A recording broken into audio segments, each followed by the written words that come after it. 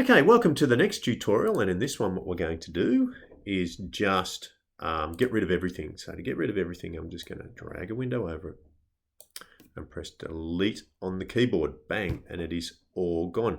Let's create a simple square.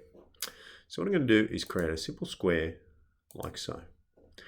And what I'm going to do, I'm going to create a square inside that square.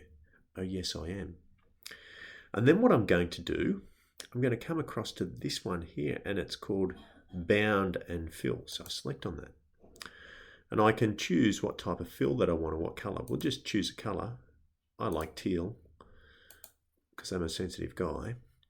And then I just go, okay. I'm going to move over and I'm going to select on this line just on the inside. Select. It's going to ask me, are there any islands? I say yes, and I'm going to select that at the island. Then I'm going to say no.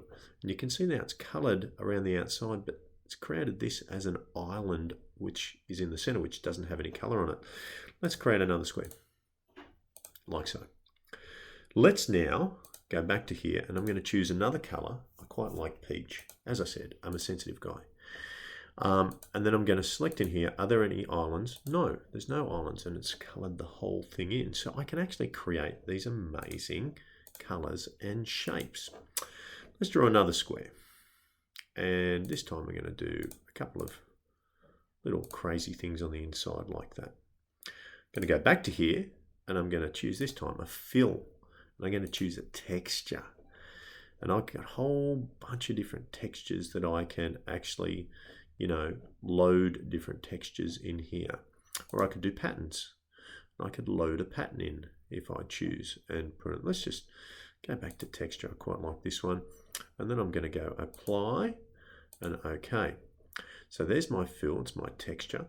And I'm going to go OK, and I'm going to select on the line on the inside. Are there any islands? Yes, this is an island. Yes, and this is an island. And no. It's just beautiful. I really like that. So it allows you to do textures, colors, and fills, and a whole variety of things.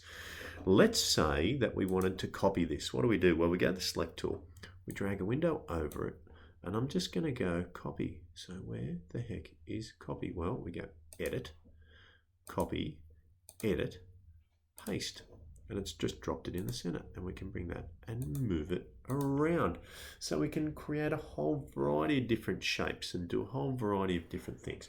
Now that's just the very basics of the software, but you should be able from there design a very simple logo.